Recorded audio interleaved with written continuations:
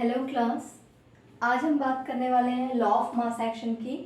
ये chemical equilibrium का second class है और इससे पहले हम व्हाट इज़ इक्विलिब्रियम और इक्विलिब्रियम की कैरेक्टरिस्टिक्स क्या है ये सब चीज़ें ऑलरेडी डिस्कस कर चुके हैं। तो आज हम शुरू करेंगे law of mass action. First of all this law was put forward by Guldberg and Waage. और ये लॉ क्या कहता है कि the rate at which a chemical substance reacts is directly proportional to its molar concentration or active mass। तो ये क्या है, इसको हम डिटेल में समझते हैं। Let us consider a hypothetical reaction. Suppose A is a reactant which reacts to give product P। तो इस लॉ के हिसाब से क्या है कि जो रेट ऑफ रिएक्शन होगा ए का या किसी भी रिएक्शन में जो रिएक्टेंट का रेट ऑफ रिएक्शन है वो किस चीज़ के ऊपर डिपेंड करता है, उस रिएक्टेंट की मोलर कॉन्सेंट्रेशन के ऊपर या एक्टिव मास के ऊपर। ठीक है, दोनों सेम ही टर्म है। एक्टिव मास पहले यूज किया जाता था मोलर कॉन्सेंट्रेशन के लिए, ये टर्म ज़्यादा यूज किया जाता था एक्टिव मास। तो रेट ऑफ रिएक्शन किसके ऊपर डिपेंड करता है, किसी भी रिएक्टेंट के मोलर कॉन्सेंट्रेशन के ऊपर। और मोलर कॉन्सेंट्रेशन आप लोगों को पता होगा, molar concentration C is equals to number of moles per unit volume, N/V is called molar concentration. और इसको इस तरह से भी लिखते हैं, किसी भी substance, suppose X is a substance, molar concentration of X is written as this, like this, molar concentration of X।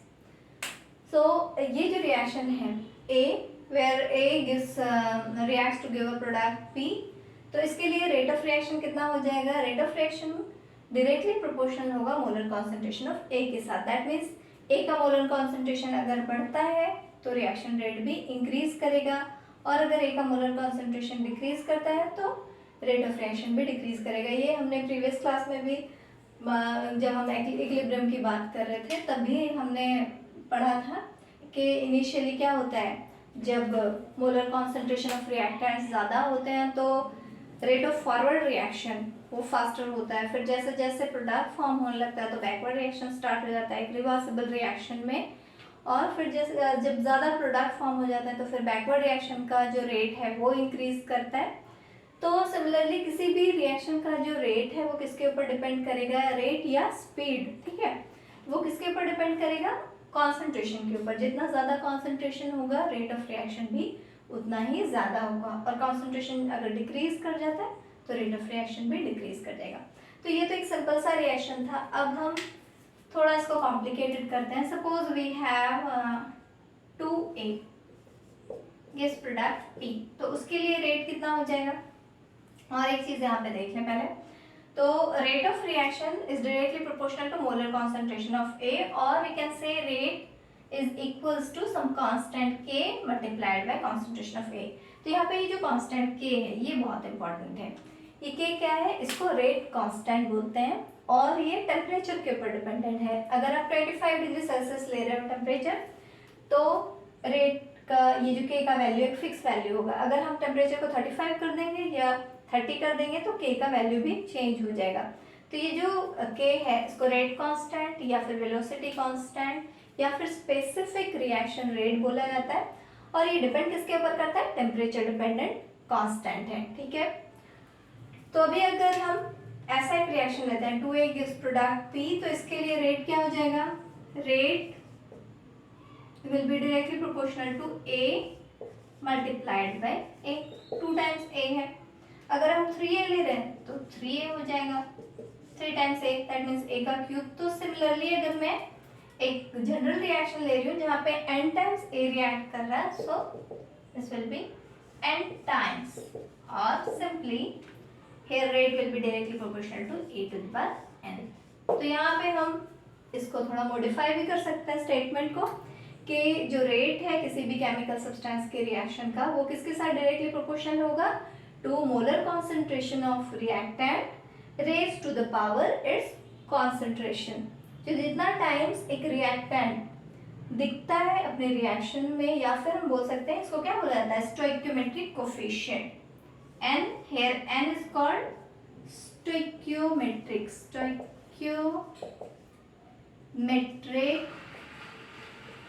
coefficient coefficient. Then you can say कि किसी भी सब्सटेंस का जो रेट है, रेट ऑफ रिएक्शन, वो किसके साथ directly proportional है? To the molar concentration of reactant raise to the power equal to its stoichiometric coefficient. तो ये एक सिंपल सा रिएक्शन था जहाँ पे एक ही रिएक्टेंट है, हम सेम जो कॉन्सेप्ट है उसको अप्लाई कर सकते हैं for more complicated reactions like suppose A plus B। एक और हाइपोथेटिकल रिएक्शन हम कंसिडर कर रहे हैं where A and B together react to form a product B। तो उस केस में लॉ ऑफ मास एक्शन क्या कहता है? सुनो, सेम कॉन्सेप्ट अगर हम यहाँ अप्लाई करते हैं, so here rate will be directly proportional to rate at which A reacts will be directly proportional to molar concentration of A। Similarly the rate at which B react, तो यहाँ पे दो reactant हैं, तो A अपना एक rate of मतलब A का जो रेट ऑफ रिएक्शन है, जिस रेट से जिस स्पीड से A रिएक्ट करेगा वो A के कॉन्सेंट्रेशन के ऊपर डिपेंड करेगा। सिमिलरली जो rate of reaction of B है, मतलब B जिस स्पीड से रिएक्ट करेगा वो B के कॉन्सेंट्रेशन के ऊपर डिपेंड करेगा। तो अगर हम ओवरऑल रिएक्शन का रेट देखते हैं तो वहाँ पे A भी इंक्लूडेड है और B भी इंक्लूडेड है। देन इन दैट केस जो टोटल रेट ऑफ रिएक्शन है, rate at which A reacts is directly proportional to concentration of A. Similarly, the rate at which B reacts, the reactant B reacts is directly proportional to concentration of B. तो overall rate of reaction यहाँ किसके साथ directly proportional होगा?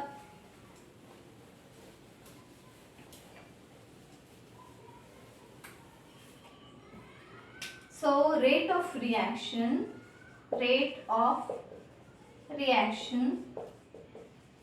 is directly proportional to molar concentration of A multiplied by B। तो ये भी एक simple सा रिएक्शन था। यहाँ पे दो रिएक्टेंट है, अगर तीन होगा तो तीन, चार होगा तो चार, इस तरह से जितने भी रिएक्टेंट्स होंगे तो ओवरऑल रेट ऑफ रिएक्शन सबके मोलर कॉन्सेंट्रेशन के ऊपर डिपेंड करेगा। और जब हम सबको एट ए टाइम देखेंगे तो मोलर कॉन्सेंट्रेशन टर्म्स क्या हो जाते हैं? मल्टीप्लाइड हो जाता है, ठीक है, रेट ऑफ रिएक्शन का जो एक्सप्रेशन है उसमें। So rate of reaction will be equals to some constant K which is called rate constant multiplied by A into B। तो यहाँ पे अगर हम लॉ ऑफ मास एक्शन को इस रिएक्शन के लिए डिफाइन करते हैं तो किस तरह से डिफाइन करेंगे? के the rate of reaction is directly proportional to product of molar concentration of its reactant, जहाँ पे more than one reactant है। In that case law of mass action क्या कहता है कि rate of reaction जो है वो किसके ऊपर डिपेंड कर रहा है? It depends on product of molar concentration of reactants। क्या है? जितने ज़्यादा reactants होंगे B, C, D, E, F जितने भी हैं, suppose more than one reactants हैं, तो उन सब के प्रोडक्ट मोलर कॉन्सेंट्रेशन के प्रोडक्ट के ऊपर डिपेंड करेगा। तो अगर हम यहाँ पे 2A लेते हैं, ठीक है, देन ये जो एक्सप्रेशन है थोड़ा चेंज हो जाएगा। अगर हम इस रिएक्शन को चेंज कर दे तो in that case rate at which A react will be directly proportional to A multiplied by A।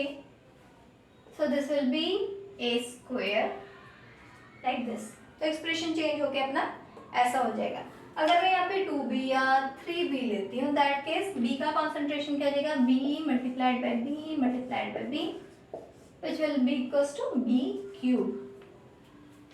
तो यहाँ पे कहने का मतलब है कि अगर हम कोफिशिएंट्स चेंज करते हैं, क्या चेंज करते हैं? स्टोइकियोमेट्रिक कोफिशिएंट अगर चेंज करते हैं तो वो कहाँ रिफ्लेक्टेड होता है? आपके रिएक्टेंट के जो रेट ऑफ रिएक्शन के एक्सप्रेशन में रिफ्लेक्टेड होता है। तो in this case 2 and 3 are the stoichiometric coefficient of the reactants in the reaction। So here rate of the reaction depends on which product of molar concentration of reactants each raised to the power equal to its stoichiometric coefficient। तो यहाँ से हमको एक नया definition मिल रहा है किसका? Law of mass action का। तो एक जनरल रिएक्शन में कंसिडर करती हूँ।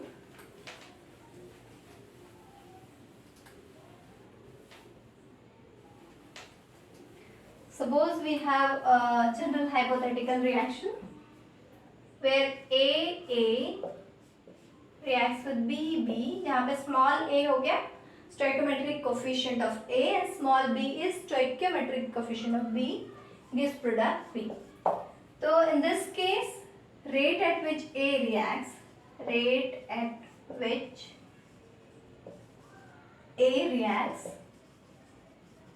is directly proportional to molar concentration of A multiplied by, मतलब कितने टाइम मल्टीप्लाई करना है, A times, so I can write here A to the power A. Similarly, rate at which B reacts is directly proportional to molar concentration of B to the power B. So overall rate of this reaction will be directly proportional to molar concentration of A to the power A multiplied by molar concentration of B to the power B. Or we can say rate of reaction is equals to some constant K multiplied by A to the power A, B to the power B. तो यहाँ से हम जो definition है law of mass action का उसको modify कर सकते हैं. क्या है कि rate of chemical reaction is depends on molar concentration of its reactants, each raised to the power equal to its stoichiometric coefficient. तो नया डेफिनेशन ये मिलेगा आपको कि किसी भी रिएक्शन में का जो रेट है, जो स्पीड है, वो किसके ऊपर डिपेंड करेगा, molar concentration of its reactants, और फिर रिएक्टर्स का जो मोलर कॉन्सेंट्रेशन है उसके पावर के ऊपर भी डिपेंड करेगा. जैसे जैसे हम रिएक्टेंट्स का पावर चेंज करते हैं तो रेट ऑफ रिएक्शन भी डिफर करेगा, चेंज हो जाएगा. That means suppose we have a reaction where H2 plus I2 gives 2HI, gives some products suppose. ठीक है, तो इस रिएक्शन के लिए रेट ऑफ रिएक्शन जितना होगा, अगर मैं इसको 2 टाइम्स कर देती हूँ तो रेट ऑफ रिएक्शन चेंज हो जाएगा. ठीक है, अगर मैं 3 टाइम्स कर देती हूँ तो रेट ऑफ रिएक्शन चेंज हो जाएगा. तो स्टोइकोमेट्रिक कोफिशिएंट जो है एक इंपॉर्टेंट रोल प्ले करते हैं जब हम रेट ऑफ रिएक्शन डिटरमाइन करते हैं उस चीज में. ठीक है, तो ये हो गया. अब अगर हम एक कंप्लीट रिएक्शन लेते हैं, यहाँ पे मैंने हाफ रिएक्शन लिया हुआ है, और ये आप बोल सकते हो कि सिर्फ फॉरवर्ड रिएक्शन यहाँ पे मैंने लिया हुआ है, बैकवर्ड रिएक्शन इसका मैंने लिखा नहीं है. अगर एक हम कंप्लीट रिएक्शन लेते हैं तो उसको यूज करके, लॉ ऑफ मास एक्शन के कॉन्सेप्ट को यूज करके हम एक नया लॉ डिराइव कर सकते हैं which is called law of chemical equilibrium. तो किस तरह से लॉ ऑफ केमिकल इक्विलिब्रियम एक रिवर्सिबल रिएक्शन के लिए अगर हम लॉ ऑफ मास एक्शन को अप्लाई करते हैं तो किस तरह से लॉ ऑफ केमिकल इक्विलिब्रियम मिलता है, ये देखते हैं. Suppose let us consider hypothetical, let us consider a hypothetical reversible reaction. Hypothetical reversible reaction. अपने मन से एक रिएक्शन हम कंसिडर करते हैं, reversible reaction. Suppose AA reacts with BB in a reversible reaction to give CC plus DD. ये हो गया अपना एक रिएक्शन, रिवर्सिबल रिएक्शन. तो यहाँ पे अगर हम रेट ऑफ फॉरवर्ड रिएक्शन देखें, इसका फॉरवर्ड बैकवर्ड रिएक्शन हमने प्रीवियस क्लास में ऑलरेडी पढ़ा था. जब हम इक्विलिब्रियम का पहला क्लास पढ़ रहे थे तो हम लोगों ने पढ़ा था जब रिएक्टेंट्स प्रोडक्ट में कन्वर्ट होता है तो उसको क्या बोला जाता है, फॉरवर्ड रिएक्शन. ठीक है, और वापस से जब प्रोडक्ट रिएक्टेंट में कन्वर्ट होता है तो उसको बैकवर्ड रिएक्शन बोला जाता है. और रिवर्सिबल रिएक्शन को इस तरह से इंडिकेट करते हैं डबल हेडेड एरो. वो ये क्या इंडिकेट करता है कि रिएक्शन आगे भी जा सकता है और पीछे भी आ सकता है. और ऑलरेडी हम लोग पढ़ चुके हैं कि जो इक्विलिब्रियम है रिवर्सिबल रिएक्शन में दोनों साइड से हमको मिल सकता है. अगर हम फॉरवर्ड रिएक्शन से प्रोसीड करते हैं तब भी इक्विलिब्रियम मिलेगा, और अगर हम बैकवर्ड से प्रोसीड करते हैं तब भी हमको इक्विलिब्रियम मिल सकता है. तो ये हो गया फॉरवर्ड और गया बैकवर्ड. तो अभी देखते हैं rate of forward reaction. That means जब ए बी कन्वर्ट होंगे प्रोडक्ट में तो उनका जो रेट होगा उसको क्या बोलते हैं, बोलेंगे हम rate of forward reaction. rate of forward reaction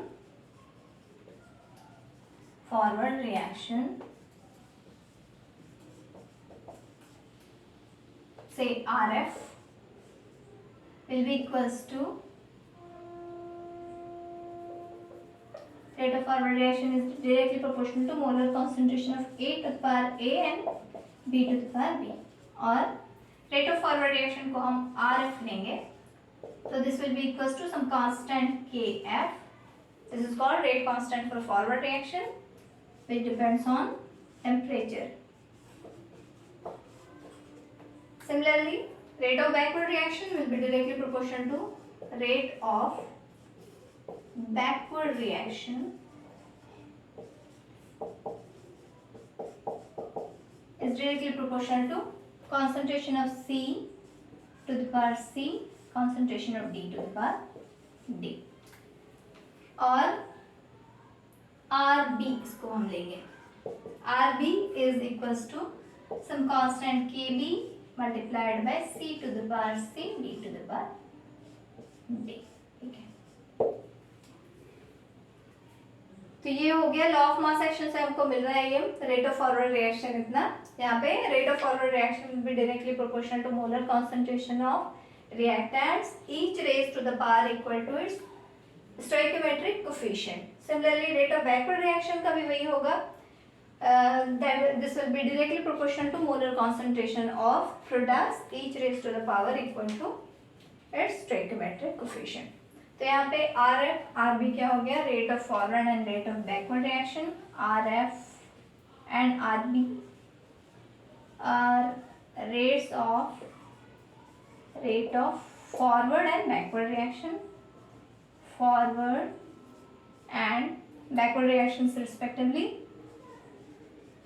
Backward reactions and ये जो KF KB है वो क्या हो गया, rate constant for forward reaction and rate constant for backward reaction.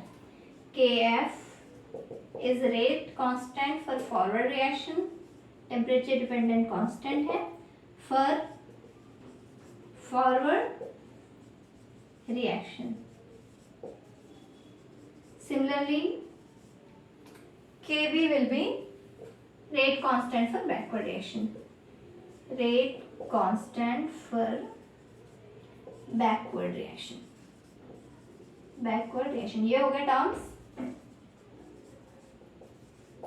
Reaction. ठीक है, तो अब अगर हम मानते हैं कि सपोज ये रिएक्शन जो है इक्विलिब्रियम है या इक्विलिब्रियम एस्टैब्लिश होता है इस तरह के एक रिएक्शन में, तो इन दैट केस क्या होगा, एट इक्विलिब्रियम का डेफिनेशन क्या है, the point at which rate of forward reaction becomes equal to rate of backward reaction.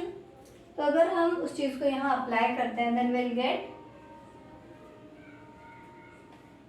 क्या, at the point of equilibrium, at the point of equilibrium, at the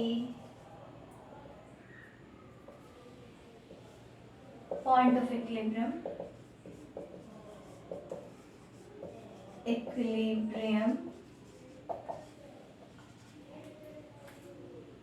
rate of forward reaction equals to rate of backward reaction. Equilibrium में forward reaction और backward reaction का rate क्या होता है, same हो जाता है जब इक्विलिब्रियम पॉइंट आता है. तो rate of forward reaction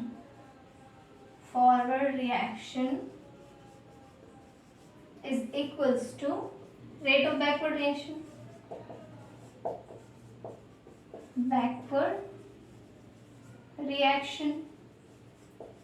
That means अभी जो एक्सप्रेशन में हमको मिला R F, this will be equals to R B. ये आर एफ किसके साथ सेम है, K F multiplied by concentration of A to the power A, B to the power B, and which is equals to KB concentration of C to the power C, D to the power D. Sorry. तो अभी KF by KB के forward by K backward, और specifically हम इसको सिर्फ K ले सकते हैं, ठीक है, is equals to concentration of C to the power C product, concentration of product to the power its coefficient divided by concentration of A to the power A, B to the power B। तो ये जो ratio है KF by KB, हम उसको एक single ratio ले रहे हैं क्योंकि यहाँ पे सारे रिएक्टेंट्स एंड प्रोडक्ट्स वो जो है उनका कॉन्सेंट्रेशन दिया जा रहा है, मोलर कॉन्सेंट्रेशन हम कंसिडर कर रहे हैं। सो मोलर कॉन्सेंट्रेशन को C बोला जाता है, ठीक है, इनिशियली मैंने बोला था स्टार्टिंग में ही। तो मोलर कॉन्सेंट्रेशन क्या होता है C, तो हम इसको लिख सकते हैं Kc, विच इंडिकेट्स ये जो K है वो, क्योंकि ये वैल्यू हमको कहाँ पे मिल रहा है, इक्विलिब्रियम पॉइंट में, और जो रिएक्टेंट्स हैं प्रोडक्ट्स हैं उनका हम कॉन्सेंट्रेशन ले रहे हैं, इसको इसलिए इसको बोला जाता है equilibrium constant in terms of concentration, ठीक है। तो ये जो टर्म है Kc, KF एंड KB का रेशियो जो है Kc, वो क्या कहलाता है, where Kc is called equilibrium constant in terms of concentration, equilibrium constant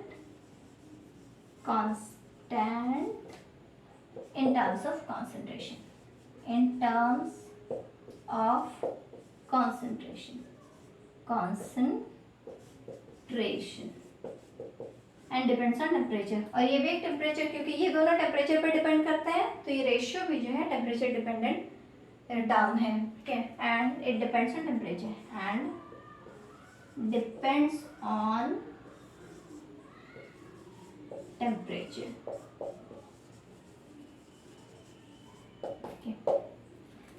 सो यहाँ से हमको क्या पता चल रहा है कि ये जो रेशियो है ये एक फिक्स टेम्परेचर में कांस्टेंट रहता है, ठीक है।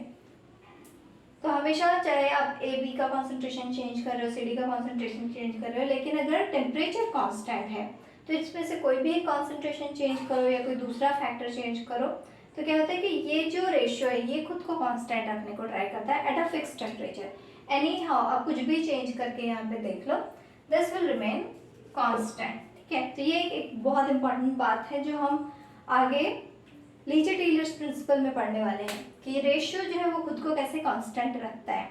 तो ये हो गया एक नया law which is called law of chemical equilibrium.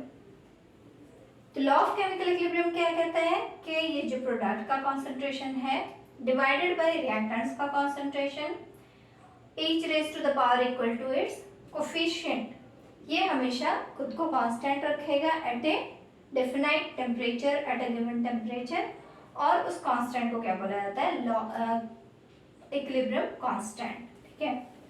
तो यहाँ से हमको लॉ ऑफ केमिकल इक्विलिब्रियम का डेफिनेशन मिलता है from this expression.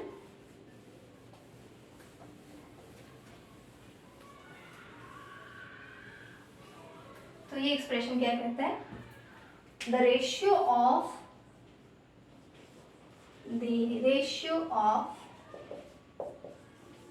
product of molar concentration of product divided by product of molar concentration of reactant, the ratio of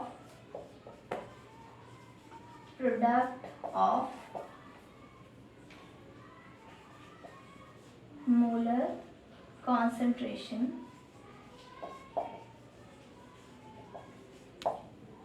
of product to that of the reactant,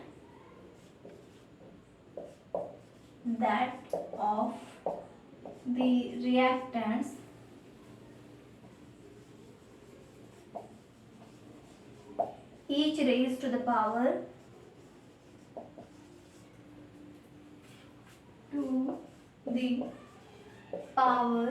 equal to its stoichiometric coefficient, equal to its stoichiometric coefficient,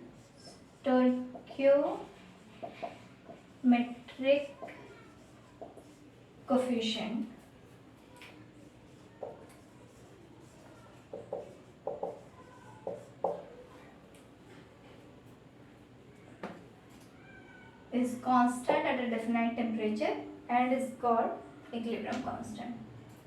Is constant at a given temperature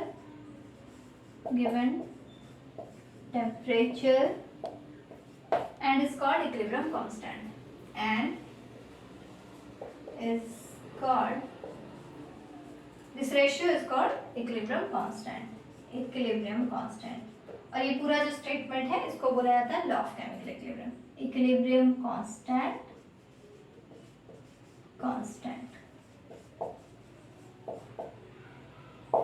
this is called law of chemical equilibrium. This is called law of chemical equilibrium. Law of chemical equilibrium. तो यहाँ पे हम law of mass action को use करके उस concept को law of chemical equilibrium derive कर रहे हैं और फिर आगे बहुत सारी चीजें हैं.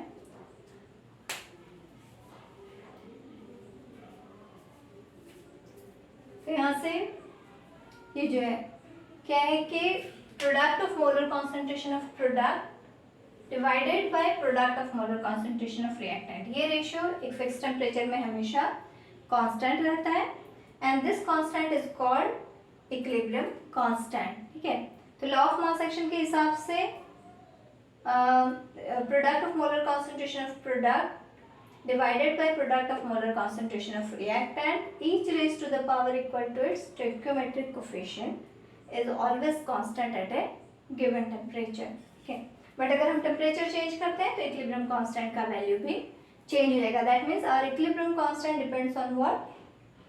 Temperature, and also it depends on molar concentration of reactants and products present on equilibrium point. आप इनिशियली कितना रिएक्टेंट ले रहे हो, कितना प्रोडक्ट ले रहे हो, उसके ऊपर कभी भी Kc का वैल्यू या इक्विलिब्रियम कांस्टेंट का वैल्यू डिपेंड नहीं करता, but it depends on the concentration present at equilibrium. Equilibrium point में जो कॉन्सेंट्रेशन है उसके ऊपर रिएक्शन का जो रेट है या फिर जो केमिकल इक्विलिब्रियम कांस्टेंट जो है उसका वैल्यू डिपेंड करता है. तो ये हो गया हमारा लॉ ऑफ केमिकल इक्विलिब्रियम. कि आज के लिए इतना. नेक्स्ट क्लास में हम कुछ एग्जांपल्स लेके जो इक्विलिब्रियम कांस्टेंट उसके बारे में कुछ ज़्यादा और भी स्टडीज़ करेंगे और फिर डिफरेंट टर्म्स यहाँ पे तो consent in terms of concentration equilibrium constant को एक्सप्रेस किया गया है. इसके अलावा in terms of partial pressure, in terms of mole fraction भी इसको एक्सप्रेस किया जाता है. एंड डिफरेंट रिएक्शंस के लिए फिर हम कैसे इक्विलिब्रियम कांस्टेंट लिखेंगे, होमोजेनस इक्विलिब्रियम के लिए किस तरह से, हेटेरोजेनस इक्विलिब्रियम के लिए किस तरह से, ये सब हम आगे पढ़ने वाले हैं.